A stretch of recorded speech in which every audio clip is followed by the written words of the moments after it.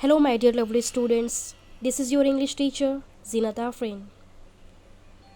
Today, I am going to read out the lesson, The Unsinkable Ship.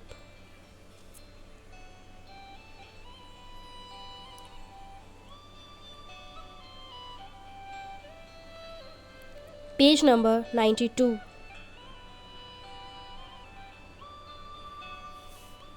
On 10th April 1912, the largest luxury ship in the world set sail from Southampton in England to New York.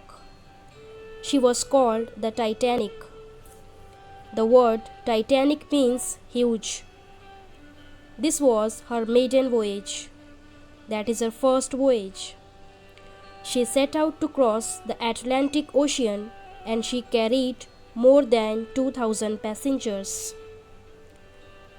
The Titanic was like a floating town.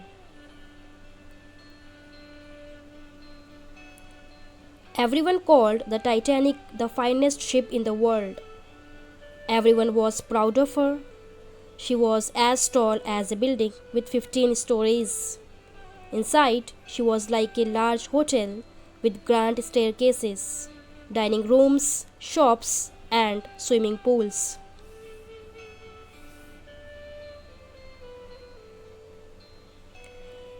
Everyone thought that the Titanic could never sink. They called her the unsinkable ship.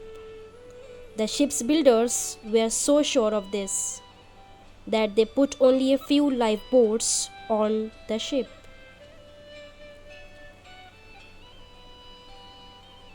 The journey was very comfortable. The passengers were proud because they were traveling in the best ship in the world.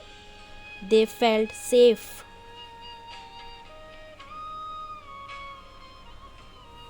Then came the night of 14 April. The sky was clear and the sea was calm. Many of the passengers were asleep. Captain Smith knew that there were icebergs nearby. So he told a man to keep a watch from the top of the ship. Suddenly, at 11:40 p.m., the man saw something. He grew cold with fear. A huge iceberg stood right in the path of the Titanic. "Iceberg!" he yelled. Captain Smith fought hard to steer the Titanic away from the iceberg. But the ship changed direction slowly and her side scraped the mountain of ice. A shower of ice fell on the decks and the iceberg cut holes along the ship's side. Water began to pour into the lower decks.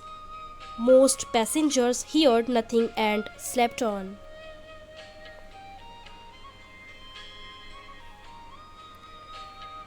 Captain Smith and his crew could not stop the water floating through the ship.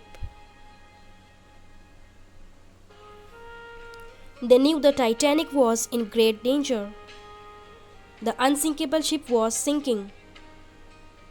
At 12:15 a.m., Captain Smith sent urgent messages on the ship's radio asking for help. "Help! Titanic sinking! Come quickly!" Then he ordered the crew to wake all the passengers up.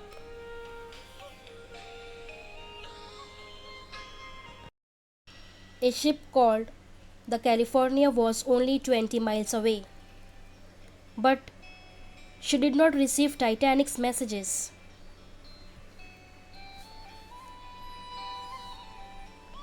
Her radio was turned off and the radio operator was asleep.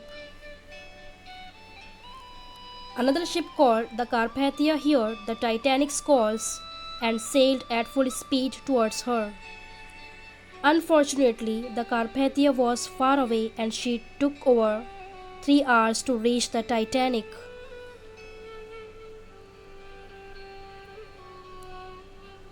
Meanwhile, the Titanic was sinking rapidly.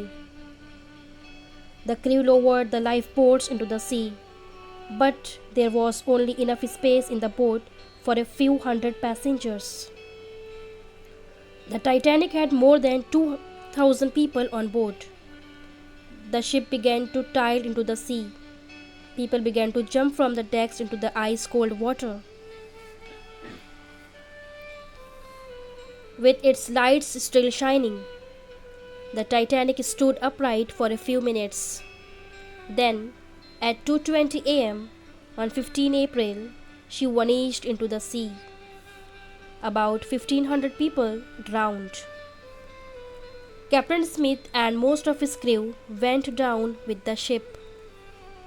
The Carpathia arrived at 3:40 a.m. The ship's crew found the lifeboats and saved 700 people in them. They also found chairs and pieces of wood floating on the water. But almost all of the people in the water had drowned or died of cold. The Carpathia was too late to save them. The sinking of the Titanic made people think harder about the safety of passengers on boats. They asked why ships carry such few lifeboats and why they turn off their radios. In 1913, it was decided that all ships must have enough room in their lifeboats to carry everyone on board. It was also decided that ships must keep their radios working every hour of the day and night. In 1985, scientists sent a submarine to look for a wreck of the Titanic. She found the ship lying in two pieces on the ocean floor at a depth of around 4,000 meters, 13,000 feet. Later, they took photographs of the wreck and brought small parts of it to the surface of the water.